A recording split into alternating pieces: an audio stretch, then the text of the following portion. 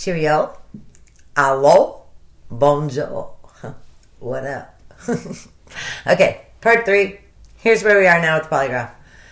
Tammy asked him how much alcohol he consumes just on a regular basis. And Chris makes a point of saying, oh, no, I don't drink alone. I don't think that's... And he doesn't really finish the sentence. But he is letting her know that he believes people who drink alone have issues, and he's not for that. Now, doesn't say anything about people who murder their wife and children. He is completely against drinking alone. Murder, well, that's a different subject. Obviously I'm joking. But thank you all for your comments. You guys are really, really sweet to me. I appreciate it. You say things that are wonderful. Keep the back and forth going, because that also helps. Somebody mentioned this, and now here we are. In my last video, they mentioned this, yet here we are now in the polygraph. He talks about when they got engaged. Her parents had gotten a beach house, so they were at the beach as well. Okay, what? So, did he call her parents and say, I'm going to propose to your daughter, so go get a beach house this week, and don't tell her that you're there until I've proposed, so that it's a surprise? Well, no, he didn't. What it means is she planned the proposal. I believe their first date was August 10th. You remember he showed up at the movie theater wearing the same dumb clothes, and it was a fancy theater. And then they got engaged exactly 1 year later on August 10th. Dudes don't know what dates are and stuff. My man and I had our first date on Halloween. So for us, that's a little different. It's a holiday. Seldom can say, oh, I started dating her Halloween. So he's got a real easy pass. If he ever messes that up, he's going to be in trouble. It's Halloween. My mother was born on Halloween, and we always teased her that she was a witch. And she kind of was in a little bit of a way. But y'all know how moms and daughters are. But this woman staged her entire life. They were weeks away from losing that house, to the point where the sheriff comes and puts chains on the door. How is she going to broadcast her stupid little fake life from a 2-bedroom apartment? How are they going to get that 2-bedroom apartment?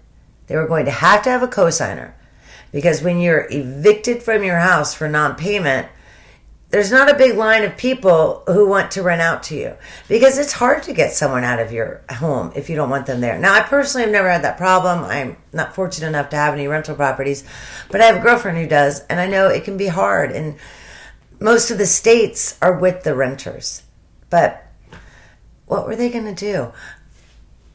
Goodness. We all wish this had never happened, but I almost wish it would have happened 6 weeks later. I really would love to know how she's going to say, here, give me a whole lot of money so you can own your own business and live the life that I live from her apartment. Okay. Now they're talking about the wedding. Chris says, oh, I don't know. We put it all on credit cards. Okay. Don't put stuff on credit cards unless you can pay for it. I mean, look, I don't want to be the financial channel. There's a woman who does the financial diet. I really like her. But be smart, especially, okay, so if you need to put your refrigerator on your credit card and you're not going to be able to pay for it right away, well, that's okay. That's an investment for your home. That's something you're going to have 10, 15, hopefully 20 years. Don't you? Now, I was born in 1970. When I was a kid, everybody had those green refrigerators. We all had green phones, too. For many of you, you may not know, but the government used to give us your phone. And it was around 1982, 84 or something, and a law passed, and you actually went out and bought your own phone. But until that day, the phone company provided the phones that were in your home. Because I can remember going to the mall so we could buy telephones for our house. And it was really cool. When I was 16, I got a car, I got a Volkswagen Bug, but I also got a phone line in my bedroom. And I had a really pink phone with these great big stupid buttons. Idiot teenager thing. But they spent all that money on their second wedding. Okay, my first wedding, my father paid for everything except the booze. He refused to pay for the booze. He wasn't a drinker, and he wasn't going to sponsor it. My mother-in-law, I still call her my mother-in-law. We're divorced. Wonderful lady. I've spoken to her in the last 10 days. We have a great relationship. She paid for the booze. They wanted the booze. It all worked out well. I have other things to get to, but here I have comment alert. Someone in one of my previous videos, sorry, my head is itching. Barbara was supposed to come do my hair today, get me back to being a half natural blonde, but I bagged her off. Okay. In Lauren Arnold's interview with the police, she says that Monday night that she went over, she happened to notice that Dieter wouldn't go anywhere near Chris. And I find that interesting. You know, that dog probably watched all 3 murders. Well, you know what I mean. According to what he told Cheryl and Cato, he tried to kill the girls in the home, and he didn't succeed all the way. So, if that is true, you know, I mean, my dogs... Here, look. Let me see if I can get it. There's one dog right there. There's Oscar. Right there. See Oscar? I mean, my dogs follow me everywhere. So, you know, Dieter was around. It's first thing in the morning. Also, everyone woke up. So, to me, that's just... Ironic's not the right word. It's really interesting to me that dog wouldn't go near Chris, and that Lauren picked up on that. I told you, I liked Lauren Arnold a lot.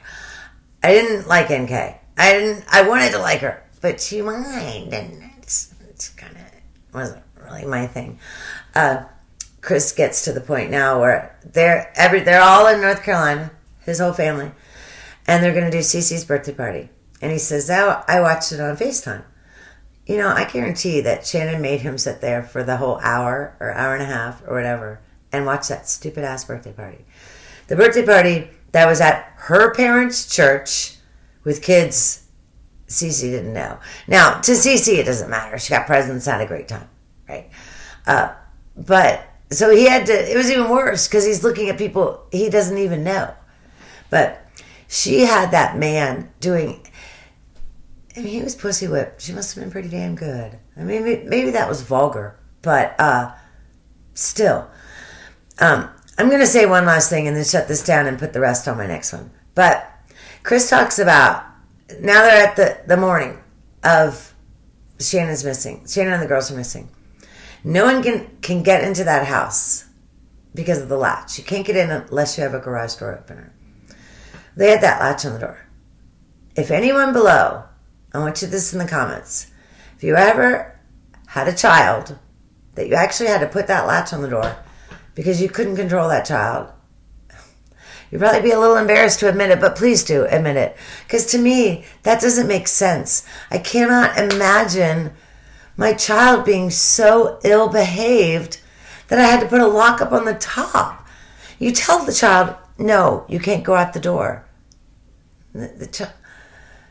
Remember, Shannon's 2.5-year-old is severely anaphylactic, or whatever the fuck the word is. It was a 3-year-old. She said 2.5 in the post so that she wouldn't look like such a shitty mother. But even if the kid was 2.5, to reach into someone else's food, that's a child who needs a spanking. See, I get all worked up when I start thinking about it. That's why I can't watch the videos with her. Okay, please hit like. Please hit subscribe. And you know what I say. If you're still watching right now, I am shocked. But thank you very much. God bless America. Take care.